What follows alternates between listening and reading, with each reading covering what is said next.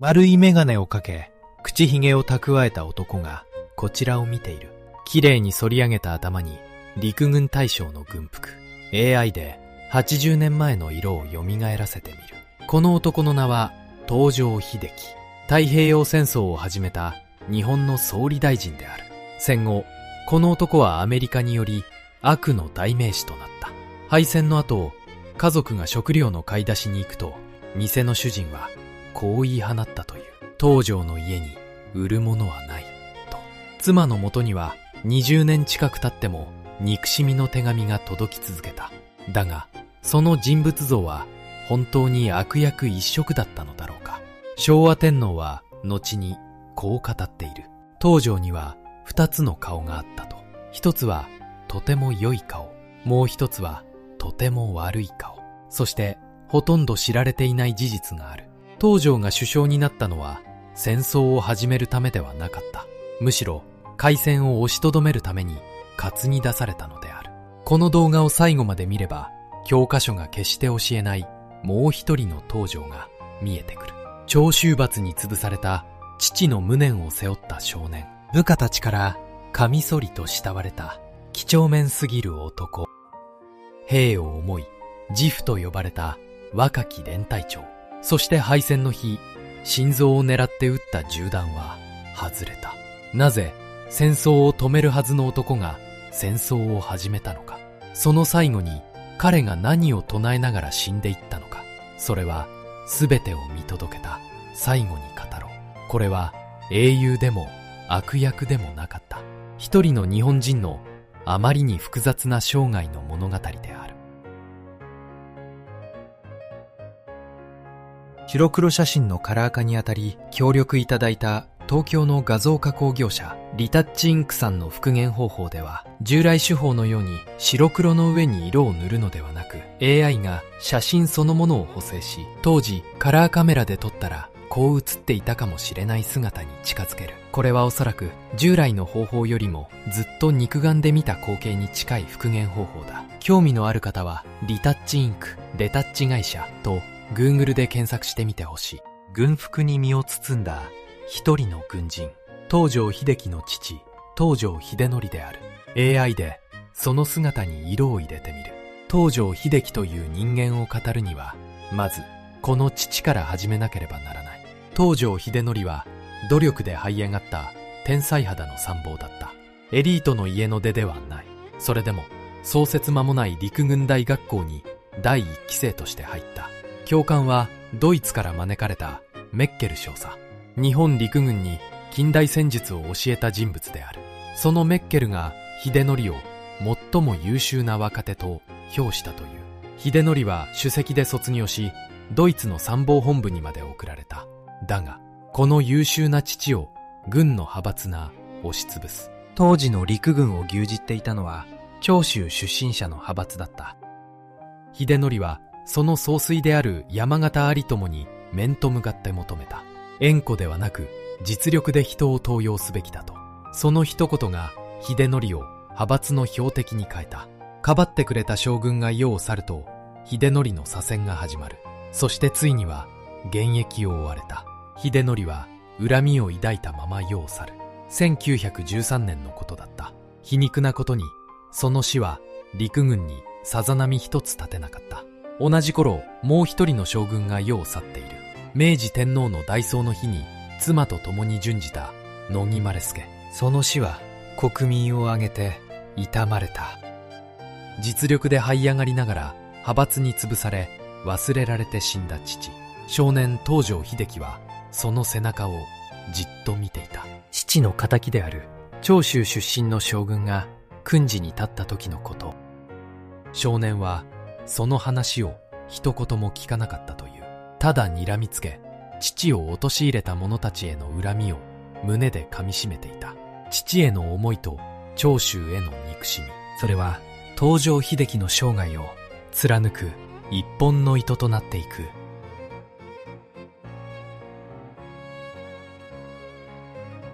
眼鏡をかけた一人の陸軍将校、陸軍随一の秀才と謳われた永田鉄山である。この姿にも AI で色を入れてみる。父を亡くした東条は軍人の階段を一段ずつ登っていく。決して目立つ秀才ではなかった。学生の頃はむしろ落ちこぼれだった。本を軽蔑し、ドイツ語も作文も苦手だったと後に自分で語っている。だが丸暗記と几帳面なノート取りだけは人並み外れていた。東條は生涯徹底したメモ魔として生きていく。転機はヨーロッパ駐在だった。第一次世界大戦の傷跡の残る戦場を東條は自分の目で見た。そこで悟ったのは、戦争がもはや兵隊だけの戦いではないということ。国の工業力、国民の体力、気力、知力、その全てを動員する国家総力戦の時代が来ていた。そして東條はその理論の最も優れた理解者と出会う。永田鉄山。東條はこの永田を心から慕い、自ら身に腕を任じた。永田もまた長州閥の打倒を掲げていた。それが父の無念を抱える東條を一層引きつけた。ドイツの保養地バーデンバーデンで永田たちは密かに誓い合う。長州の支配を壊し、陸軍を総力戦に備えた組織へ作り変えると。誘われた東條は一瞬も迷わずその盟約に加わった。実は東條の総力戦への関心にはもう一つの源があった。陸軍大学校のたった一冊の筆論書。それは亡き父秀則が残した戦術の書だったのである。父はその中でこう書いていた。戦争とは外交の延長であると。少年の頃睨みつけた父の背中が今東條の思想の土台になっていた。そしてこの男は教官として密かに父の復讐も果たしていく。陸大の入試で長州出身者を意図的に落とし続けたのである。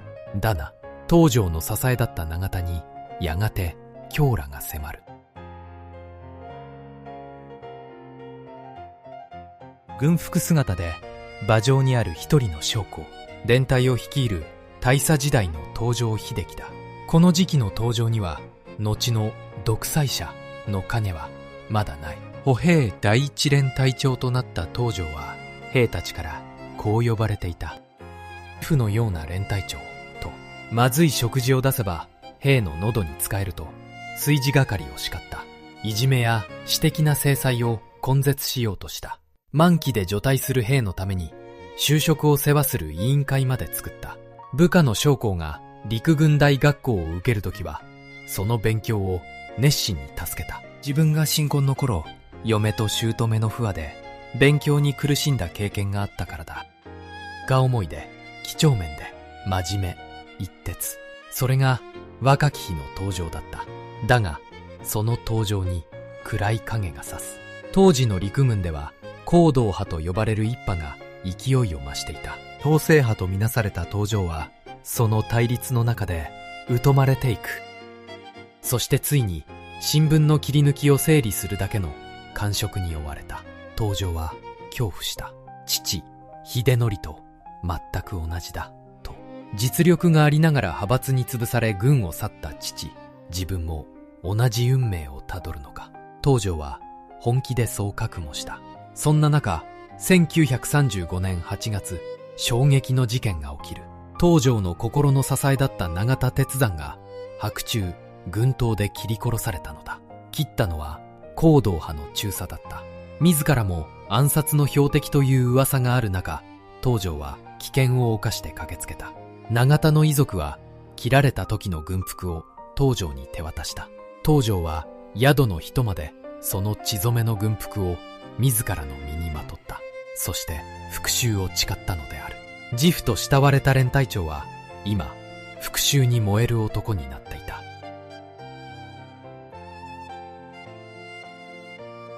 満州の地に立つ軍曹の東條英機。ここから東條の運命が大きく動き出す。永田を失った翌年、東條に与えられたのは満州の憲兵司令官だった。多くの将校はこの職を見下していた。花形は作戦を立てる参謀、憲兵など格下だと思われていた。だが東條は違った。この左遷ポストで東條はまさに復活する。満州国の治安、犯罪捜査、スパイの摘発、思想の監視。東條はその広大な権限を見事に使いこなした。軍政家として右に出る者がいない、そう評される働きだった。そして1936年2月26日、東京で226事件が起きる。陸軍の青年将校たちが大臣らを殺害したあのクーデターである。報を受けた東条は即座に動いた。満州の全憲兵を最高の警戒態勢に置く。そして満州で同じ反乱を企てる者たちを一網打尽にした。逮捕した将校は40人、民間人は1082人に上った。混乱の東京とは対照的に、東条は満州を平穏に保った。天皇の許しなく天皇の軍隊が動くなど論外だ。それが東条の信念だった。皮肉なのはのが、その粛清を東京で主導したのが寺内久一という将軍だったこと。その父寺内正武こそ、かつて東条の父を軍から追い払った張本人である。父を潰した一族とくしくも同じ秩序回復のそばに東条は立っていた。この満州での手腕が東条を中央へと押し上げていく。だがこの時、東条は生涯の宿敵と火花を散らすことになる。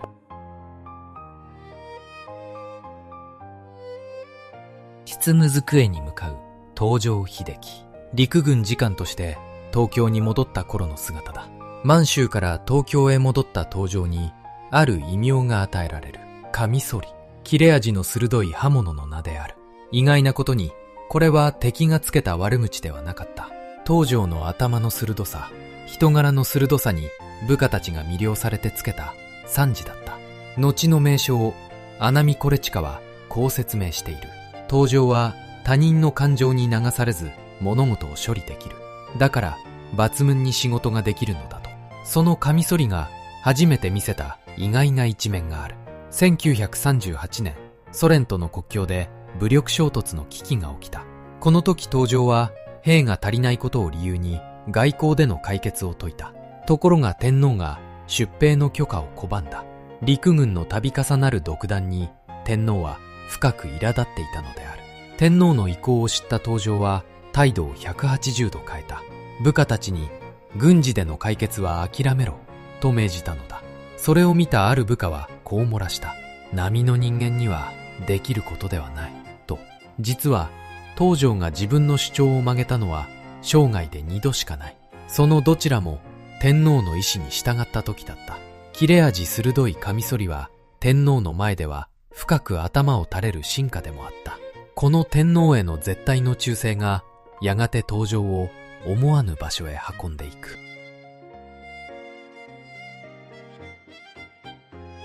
陸軍大臣の制服に身を包んだ東条英機。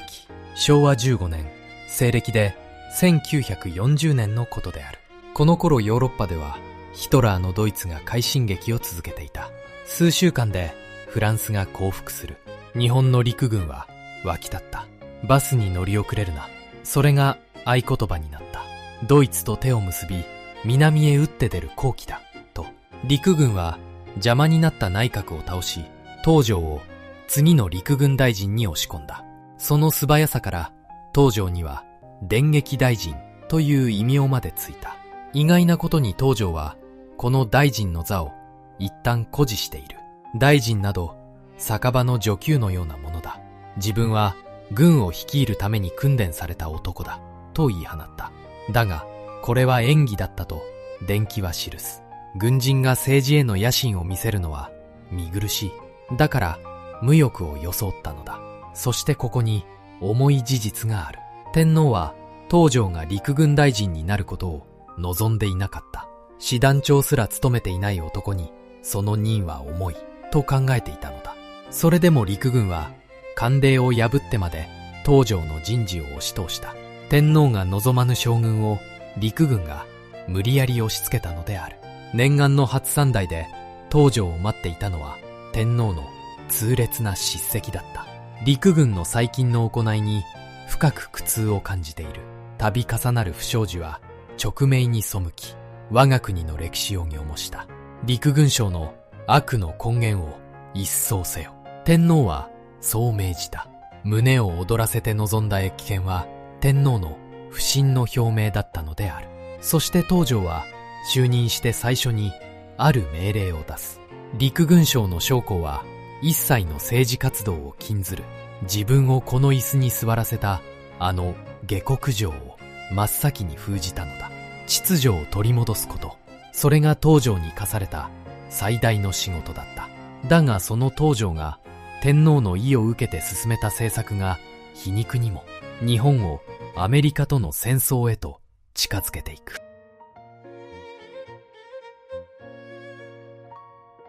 上院の場に並ぶ各国の代表たち。昭和15年9月、日独伊三国同盟が結ばれた瞬間である。陸軍大臣登場が後押しした最大の政策。それがドイツ、イタリアとの三国同盟だった。東條は部下にこう訓示している。この条約は英米に重大な影響を与える。最悪の事態を想定し、あらゆる備えをせよ。と。だが、この同盟とその後の南への進出がアメリカを決定的に怒らせることになる。ここで東條の大きな誤算を見ておかねばならない。東條は軍人人生を通じてアメリカをほとんど考えてこなかった。アメリカは海軍の相手であって陸軍の責任ではない。そう割り切っていたのだ。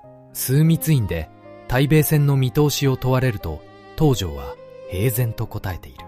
アメリカとの戦争に必要な陸軍の兵力はごくわずかだと。そして日本が石油の9割近くをそのアメリカから買っていた事実を東條は深刻には受け止めていなかった。総力戦の専門家を自認しながら肝心の経済戦争を読み違えていたのである。一方で意外な事実もある。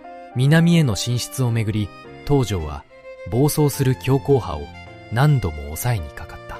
天皇が平和的に進めよと命じれば東條はそれに従おうとした。ある参謀がフランスの総督を脅すために軍刀を抜いた。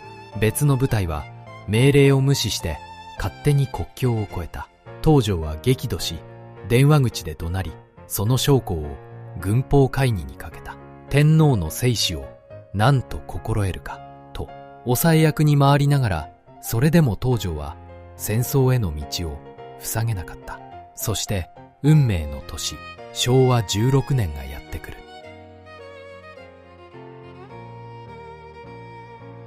苦渋の表情で執務すると言いたいところだが、ここでは昭和16年の陸軍大臣東條の姿を見てほしい。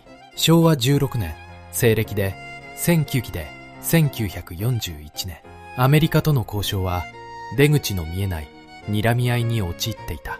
アメリカが突きつけた要求は中国からの全面撤兵。これは陸軍にとって絶対に飲めない条件だった。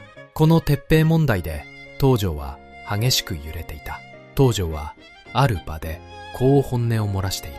中国での戦いで自分の在任中に数万の兵が命を落とした。その者たちを見捨てるのは耐え難いと。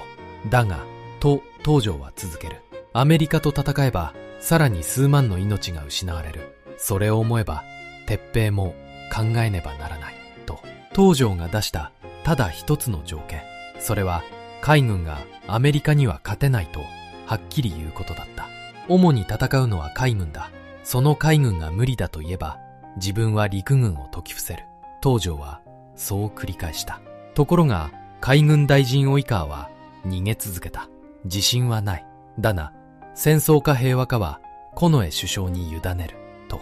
肝心の海軍が態度をはっきりさせない。東條は苛立った。海軍が商賛は研究中だと言うなら、開戦を決めた御前会議の時、商賛はなかったということではないか。問題は責任だ。東條はそう吐き捨てた。誰もはっきりと勝てないとは言わない。その曖昧さの中で開戦の期限だけが刻一刻と迫っていた。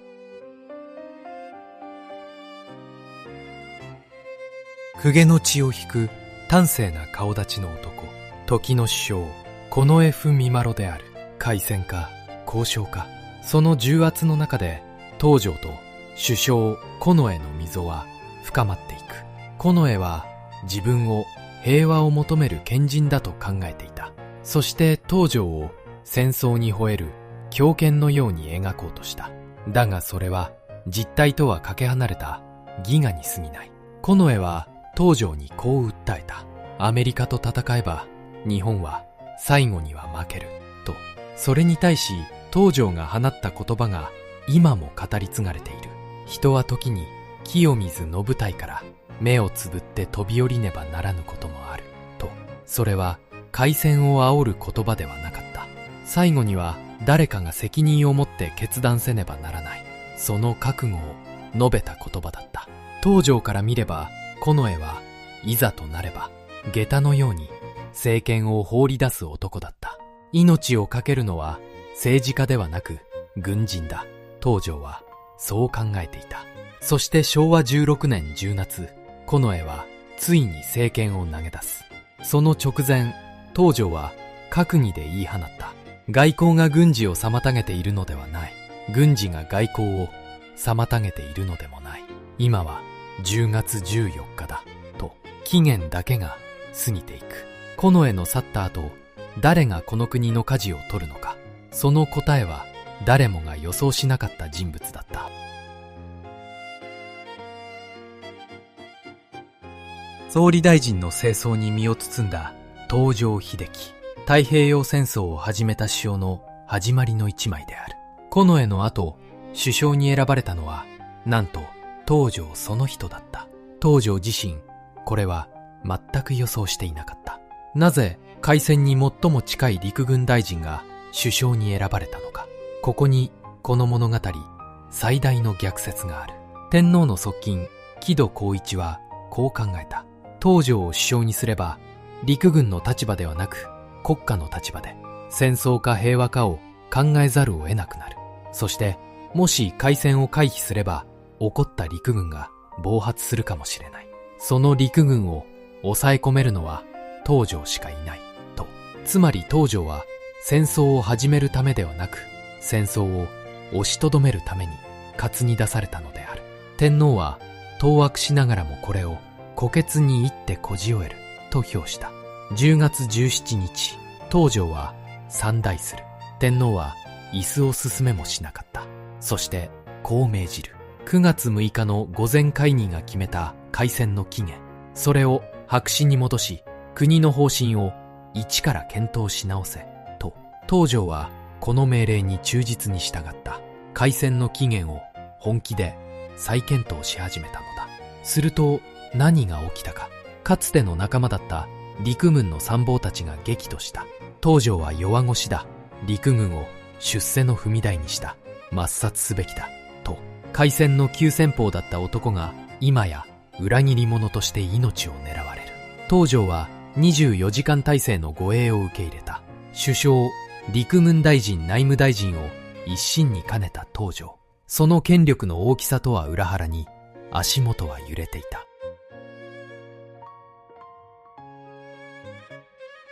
立ち上る黒い煙。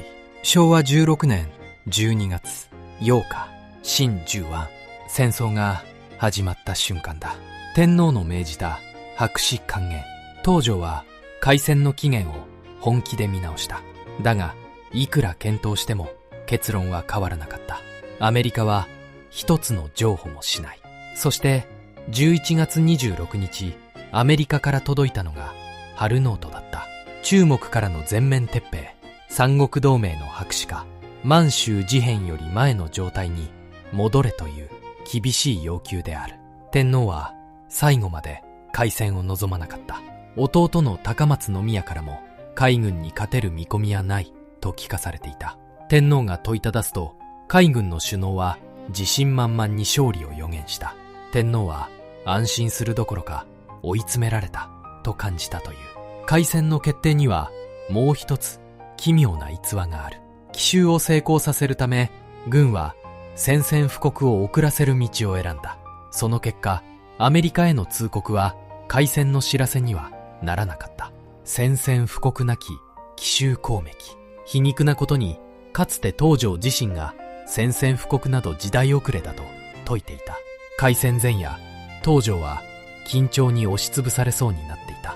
12月6日の夜、妻の勝子はベッドの上ですすり泣く夫を見ている。毎朝欠かさぬ乗馬もその朝はできなかった。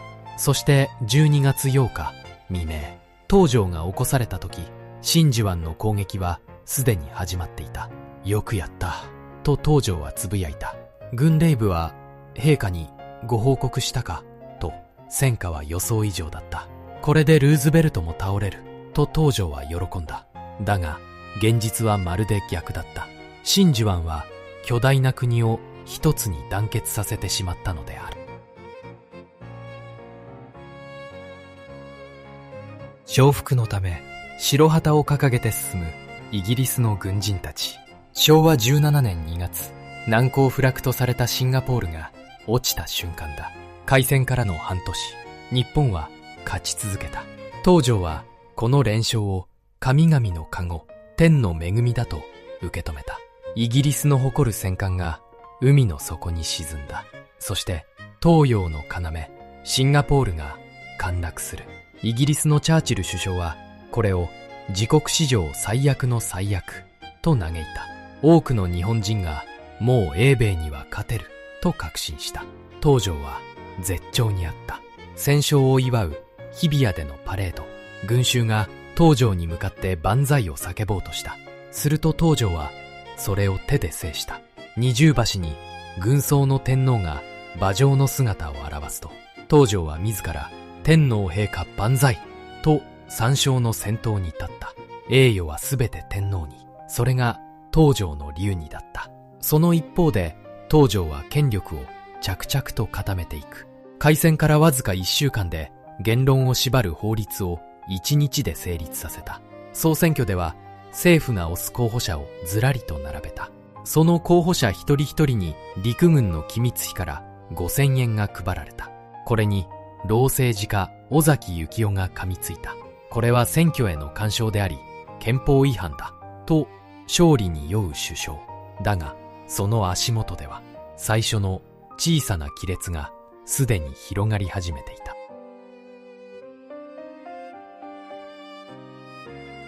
引き締まった軍曹である一日の東條英機、ここで独裁者と呼ばれた男の素顔を見ておきたい。東條は几帳面さの塊だった。首相、陸軍大臣、内務大臣、その3つの仕事を執務室も勤務時間もきっちり分けて働いた。そのこだわりは時に滑稽なほどだった。ある時、北海道を視察した東條は奇妙なことを始める。一般の家庭のゴミ箱を不意打ちで刺さったのだ。食べ残しを確かめ、北日本の食料は十分だと満足して帰っていった。首相が自らゴミ箱を漁って国民の暮らしを視察したのである。国民を思うその気持ちに嘘はなかった。だが東條には暗い二面性もあった。ミッドウェーでの敗北を国民に隠した時、東條はこう言っている。日本国民は愚かで真実には耐えられないと。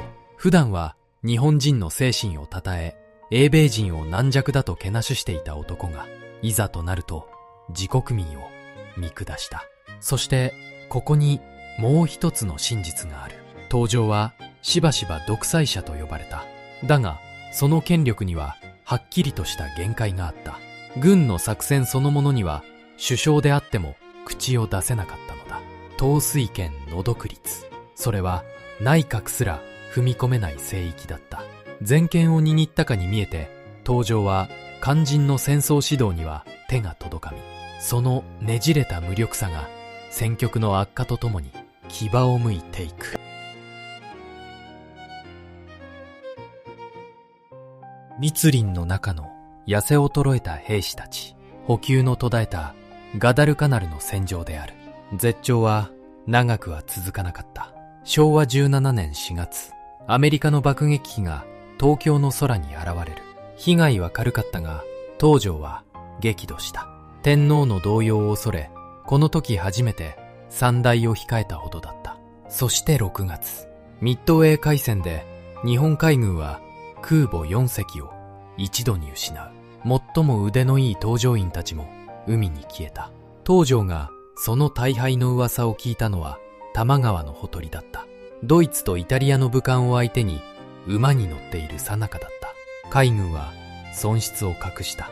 空母を失ったのは4隻ではなく1隻だと。そして東条もその隠蔽に加担した。戦いの中心は南の島ガダルカナルに移っていく。補給線は伸びきり、兵たちは戦う前に飢えていった。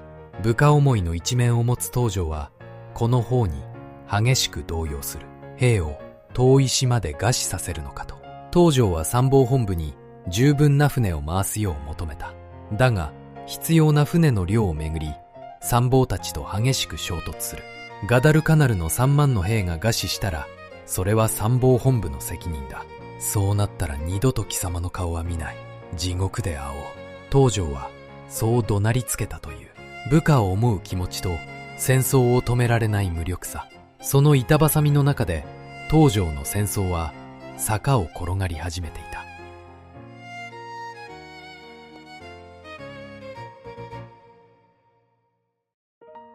鋭い目をしたと言いたいところだが、ここでは東条に公然と挑んだ政治家中野西郷を見てほしい。昭和18年、東条への風当たりが強まっていく。正月、日本最大の新聞朝日新聞にある論説が載った。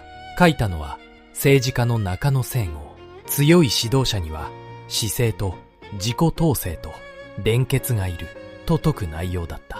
東条はこれを自分への当てこすりだと受け取り激怒する。新聞の回収を命じた。だが大半はすでに配り終えていた。権力を握る首相が新聞一紙の配達さえ止められなかったのである。東条はこの中野を忘れなかった。やがて中野は憲兵に逮捕され釈放された夜自ら命を絶つ。東条の戦争はますます追い詰められていく。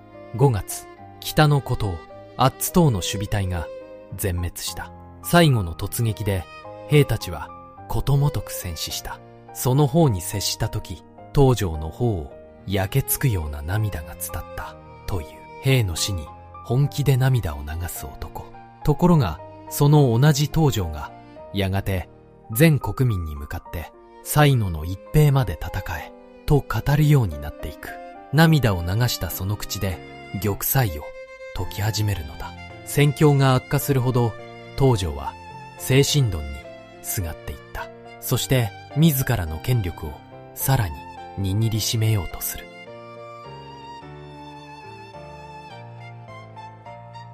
軍服の胸に勲章を並べた東条英機。権力の頂点に立った昭和19年の姿である。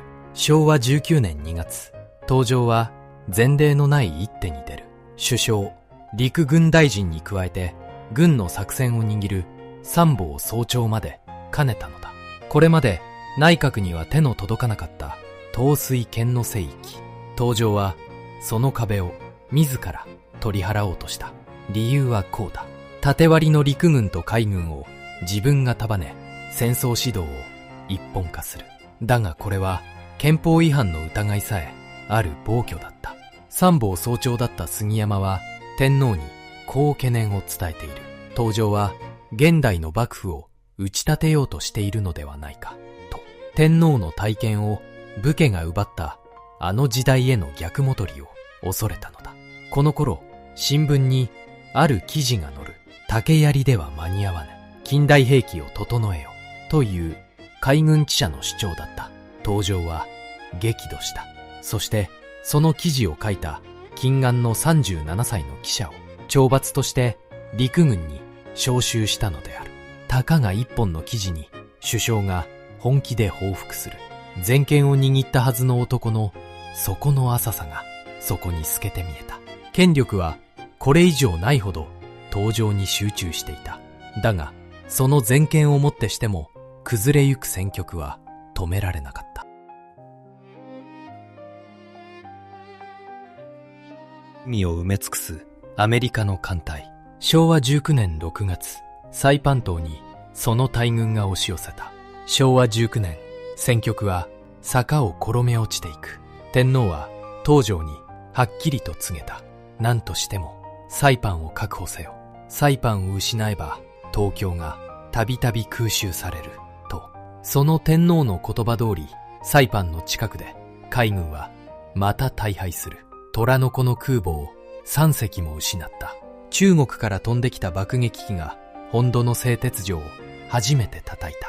東條はこれを蚊に刺された程度だと強がってみせた。だがもはや誰の目にも明らかだった。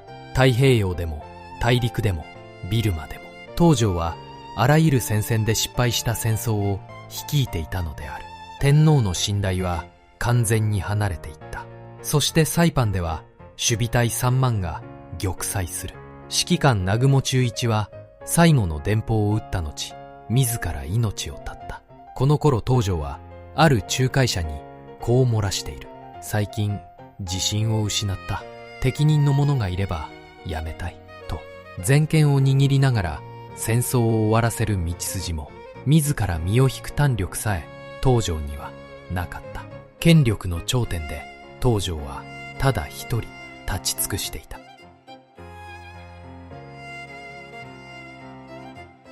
ひりりとした一人の文官、東條内閣の閣僚岸信介である。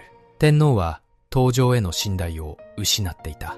だが立憲君主である天皇は自ら首相を罷免しようとはしなかった。かつて感情で一人の首相を辞めさせ深く悔いた経験があったからだ。だから誰も東條に直接引導を渡せない。当閣は絡め手で進むしかなかった。まず海軍が東條の盟友である海軍大臣を突き放した。次にかつての首相経験者たちがもう東條ではダメだと動き出す。天皇の側近木戸は東條に3つの条件を突きつけた。その一つが重臣を内閣に加えること。そのために東條は2人の閣僚に辞任を求めた。1人は応じた。だがもう1人、岸信介が頑として拒んだ。岸は満州時代からの東條の盟友だった。そしてこの岸信介こそ後に総理大臣となる男、後の首相安倍晋三の祖父にあたる人物である。東條は憲兵の隊長を送り込み岸を脅しにかかる。それでも岸は辞表を出さなかった。かつての腹心のたった一人の抵抗、それが東條内閣に止めを刺した。条件を満たせず内閣は崩壊する。昭和19年7月18日、東條内閣は総辞職した。振り返れば誰一人東條を力ずくで罷免したわけではない。支えていた者たちが一枚また一枚と剥がれていっただけ。全権を握ったはずの独裁者は支えを失った途端あっけなく倒れた。だが東條にとって本当の地獄はここから始まる。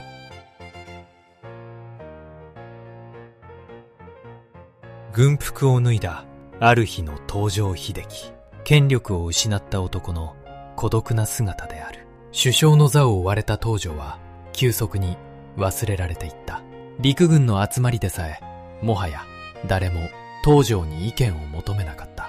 それでも東條は最後まで戦い続けることを主張する。昭和20年、窮くなった敗戦を前に近衛が即時降伏を説いた。だが東條は戦争は決して負けていないと言い張った。体当たりの特攻をもっと増やすべきだとも進言した。天皇はその姿に不快感を示したという。そして8月、2発の原子爆弾とソ連の参戦。ついに天皇自らが前例のない決断を下す。戦争を終わらせるという聖断だった。ここに深い皮肉がある。東條は生涯天皇が自ら親しく政治を取る姿を理想としてきた。だがその天皇が歴史上初めて自ら決断を下したとき、それは東條が最も望まぬ幸福のためだったのである。理想が叶ったその瞬間に最も望まぬ結末が突きつけられた。8月15日、戦争は終わった。東條に残されたのは敗戦の責任と国民の激しい憎しみだけだった。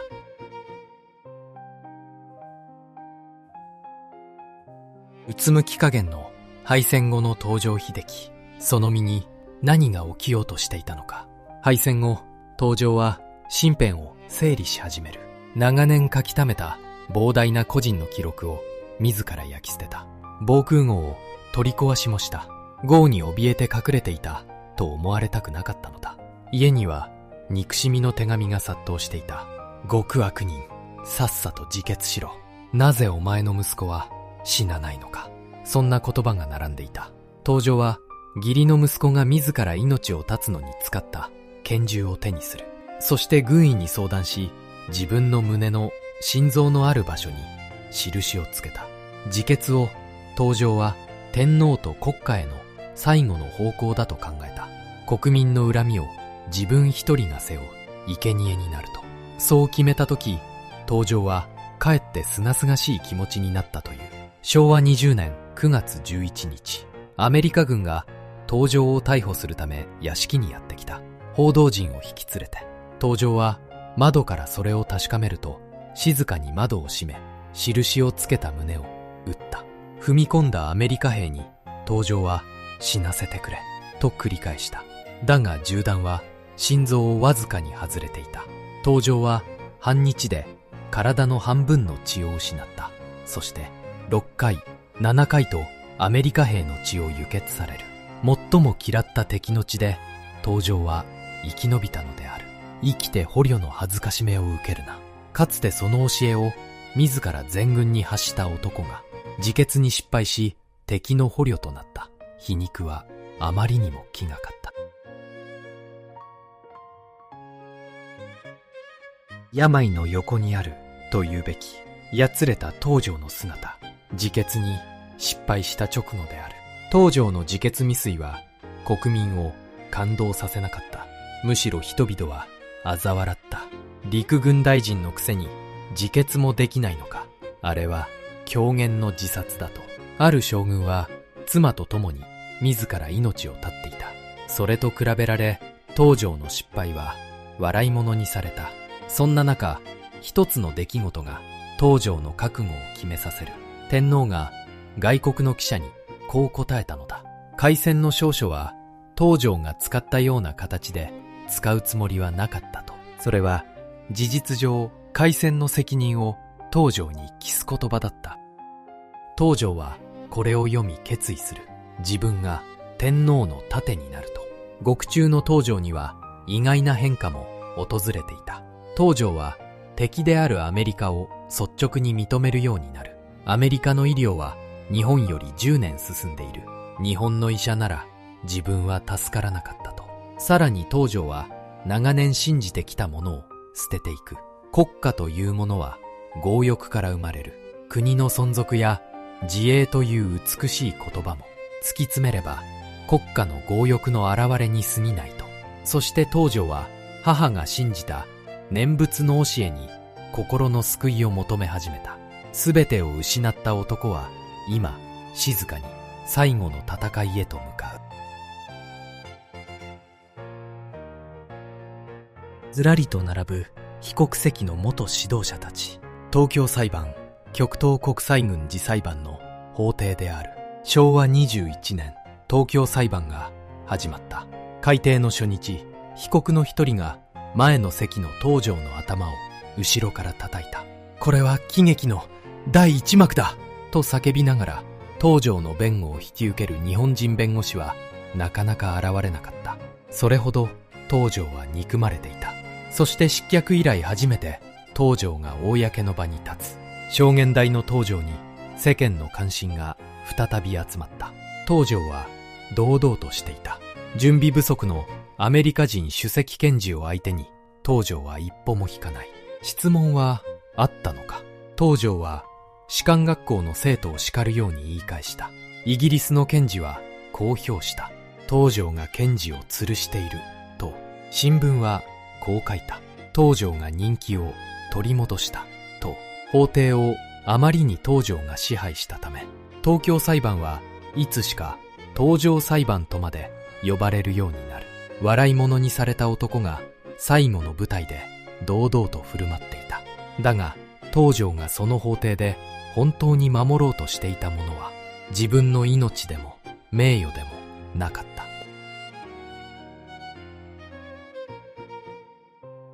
証言台に立つ東條英機。この一枚に東條最後の戦いが刻まれている。東条が命を懸けて守ろうとしたもの、それは天皇の身の安全だった。天皇を戦争犯罪の裁きから守り抜く、それが東条に残された最後の使命だった。法廷で危うい瞬間があった。東条はついこう口にしてしまう。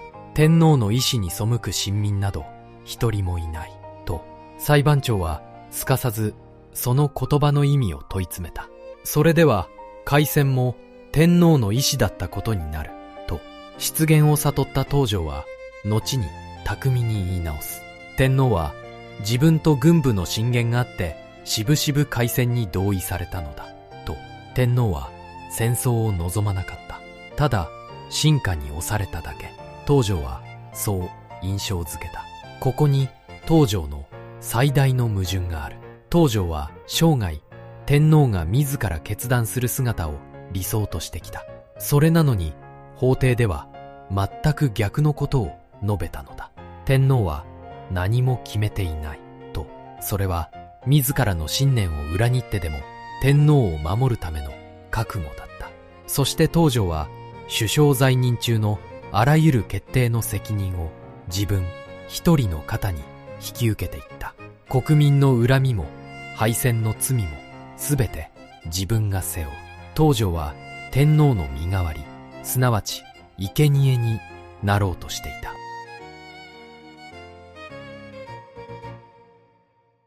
判決を静かに聞く東条英機。すべての裁きが下されようとしていた。昭和23年11月、判決が言い渡された。東条英機絞首刑。最後の抵抗として東条は通訳のイヤホンをつけなかった。判決を自分の耳でそのまま受け止めたのである。東条は声明をこう残している。もしこの戦争に罪があるとすれば、罪あるは私のような指導者であると。そして連合軍の捕虜への残虐な行いについては誠に遺憾であると頭を垂れた。獄中で東条はすっかり変わっていた。母が信じた浄土真宗の念仏に心の平安を見出していたのだ。東条は自世の歌を読んでいる。今は心に何の曇りもなく、満ち足りた思いで西の方へ旅立つと。昭和23年12月23日午前0時、東条英機は南無阿弥陀仏を唱えながら孔子台へと歩いていった。冒頭で問いを残しておいた。その最後に彼が何を唱えながら死んでいったのかと、その答えがこの念仏だったのである。午前0時10分、死亡が確認された。連合国軍は東条の墓が聖地になることを恐れた。そしてその位牌を密かに海へと撒いたのである。もう一度この男の顔を見てほしい。東条英機とは一体何者だったのか。戦後東条は長く悪の代名詞とされてきた。一枚岩の独裁者、戦争に突き進んだ狂気の軍人だが、その姿はあまりに単純化された戯画だった。東条は英雄でも単純な悪役でもなかった。長州罰を憎みながら自らも派閥の親玉として人を裁いた。軍の規律を解きながら満州では自ら命令に背いた。総力戦の専門家を任じながら肝心のアメリカの国力を致命的に見誤った。矛盾だらけで一貫性を欠く日和見な人物。それが研究者の描く東条の実像である。兵を思って涙を流し、ゴミ箱を漁って国民の暮らしを案じた几帳面な男。その同じ男が国民を愚かと呼び、玉砕を説いた。昭和天皇が残した言葉が全てを言い表している。東条には二つの顔があった。一つはとても良い顔、もう一つはとても悪い顔。そして東条の生涯を最初から最後まで貫いていたもの、それは天皇への絶対の忠誠だった。最後に全ての責任を背負い天皇を守る生贄となったこと、それだけが自らが導いた破滅を東条があがなう道だったのかもしれない。寄り添って映る東条英機の家族、首相となった昭和16年頃の一枚である。この一家を戦後長い苦難が待っていた。戦争を始めた男の家族として、妻の勝子のもとには20年近く経っても憎しみの手紙が届き続けた。東条の家は世間の好奇と非難の目にさらされ続けた。だがその逆風の中で祖父の名誉を取り戻そうと生涯をかけて戦った人物がいる。東条の孫娘、東条優子である。優子は作家として、また一人の遺族として声を上げ続けた。東京裁判は勝者が敗者を一方的に裁いたものではなかったか。悪の代名詞という祖父の像はその法廷で作られたのではないかと優子が世に問いたかったもの。それは戯画の裏に確かにいた一人の人間の姿だった。すべての責任をその身に引き受けていった祖父。その評価をめぐっては今も賛否が分かれている。だが一つの家族が戦後ずっとこの男の命と向き合い続けてきたこと、それもまた東条英機が残した紛れもない事実である。東条英機の生涯を振り返ってみよう。長州罰に潰され恨みを抱いて死んだ父、その無念を背負った少年は几帳面なメモ魔として軍の階段を登った。永田鉄山を慕い総力戦の思想にのめり込んだ。兵を思い自負と慕われた若き連隊長。その永田を暗殺で失い血染めの軍服をまとって復讐を誓った。満州で復活し226事件では混乱を鎮めた。部下からはその鋭さゆえにカミソリと慕われた。天皇の前では深く頭を垂れる忠実な臣下だった。そして東条は戦争を止めるために首相に担ぎ出される。だがその手で開戦の引き金を引くことになった。なぜ戦争を止めるはずの男が戦争を始めたのか。東条は全権を握った独裁者ではなかった。軍の作戦には首相でさえ手が出せなかった。海軍は立てないとはっきりは言わなかった。御前会議が決めた開戦の期限を東条は覆せなかった。巨大な機械の歯車が断崖に向かって回り続ける。その歯車を几帳面な男はついに止められなかったのだ。初戦の勝利は神の恵みと東条を酔わせた。だがミッドウェー、ガダルカナル、サイパン、戦局が傾くと支えていた者たちが一人また一人と去っていった。敗戦の日、東条は心臓を狙って引き金を引いた。だが銃弾は外れ敵の輸血で生き延びてしまう。生きて捕虜になるなと説いた男の苦い皮肉だった。そして法廷で東条は最後の戦いに臨む。自らの信念を裏切ってでも天皇を守り抜くために全ての責任をその一心に引き受けて、昭和23年12月23日、東条は念仏を唱えて孔子台に消えた。